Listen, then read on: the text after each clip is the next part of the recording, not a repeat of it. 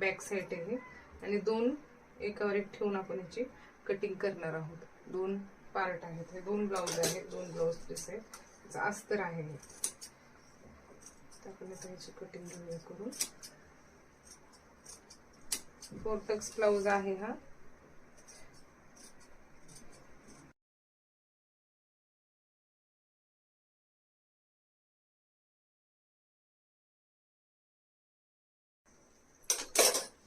आपलं 4 Tux ब्लाउजची cutting. आपण आता ह्याच्यातलं एकच पार्ट घेऊया उचलून, बाकीचा आहे तो म्हटलं तर हा आपण ह्याच्यावरती असा छापा मारून घेऊया ह्याचा. हे दोन्ही एकच कस्टमरचे ब्लाउज आहेत, तर त्याच्यामुळं आपण ह्याला डायरेक्ट असा छापा मारून घेऊया. म्हणजे आपल्याला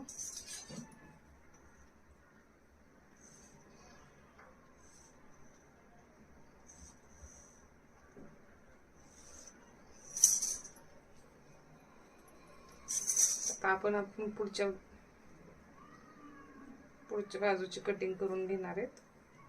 तर त्याच्यासाठी आपल्याला खालती 1 इंच एक्स्ट्रा सोडायचं.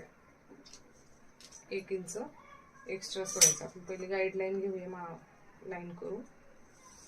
ही आपली गाईडलाईन आहे आणि त्याच्यानंतर आपल्याला 1 इंच बरोबर खाली सोडले आपण. 1 इंच इकडे सोडायचे आणि अर्धा इंच इथं सोडायचे आणि ह्याला बरोबर आपण छाप मारून घ्यायचं. बरोबर याच्याशी आहे तशी छाप मारून घेऊया.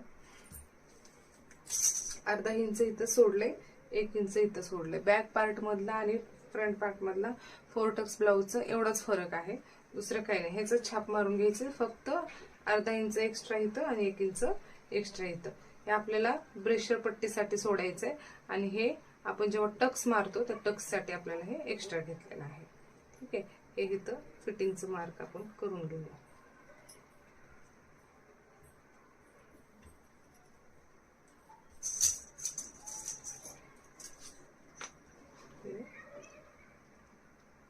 एक करून घेऊया लाईन ह्याची. आता आपल्याला पुढचा गळा किती आहे, इथून आपण 2.5 इंच हे करणार आहोत. पुढच्या गळ्याची आपली लेंथ आहे 7 इंच, 7.5 इंच आहे. तर इथं 2.5 आहे, तर इथं 3 घ्यायचे आणि ह्याला एक बॉक्स बनवून घ्यायचा आपल्याला.